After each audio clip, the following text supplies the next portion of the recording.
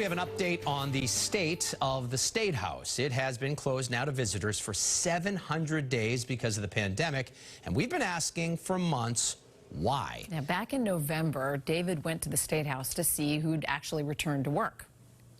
That's right, and I found a lot of locked doors and a lot of empty offices. So why is the State House still closed 23 months into this pandemic? As WBZ political analyst John Keller learned, even people who work there don't have the answer. We are the only state house in the entire nation that has not reopened its doors safely to those residents that we serve. From classrooms at local colleges and schools to games and concerts at the Garden, every major indoor venue has been letting the vaccinated in for months, except this one. What is the holdup? This issue has turned out to be a real Beacon Hill hot potato.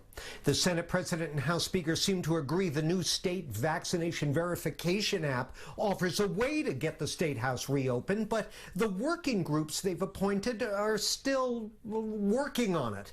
And the governor says it's up to the House and Senate to decide. Oh, that's hot. To this government watchdog, it's no mere technicality. There's a strong value to the public to be able to physically access the building and lawmakers, and for lawmakers to be able to be physically present during debates and deliberations and for public hearings. There's really no adequate substitute. The head of the State House Press Association says it's made their job tougher. The news that people want to get out will always find a way to get out. When you're trying to uncover things that people are less willing to talk about, that's trickier if you don't have that same kind of access to people in person. And for this state senator, there's no excuse. People need an opportunity to have their voices heard in the people's house, and right now that's not happening.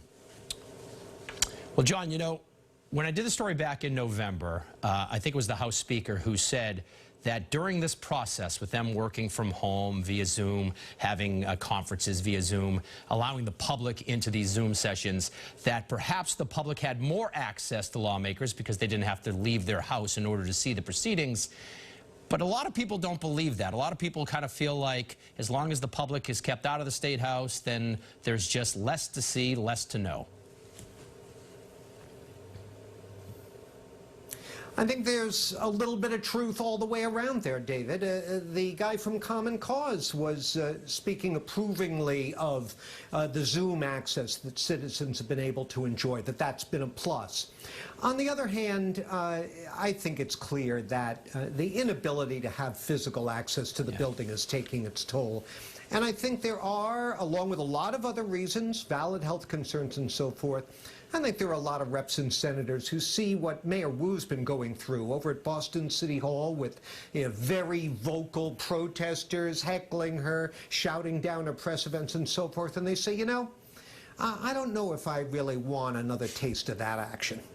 So they don't want to walk through protests to go to the State House to do their job?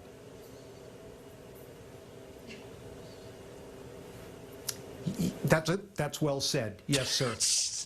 Sorry about the delay there. That happens here on when we're trying to talk to people at home. But John Keller, thank you for the insight and thank you for the follow-up. Appreciate it. Lisa?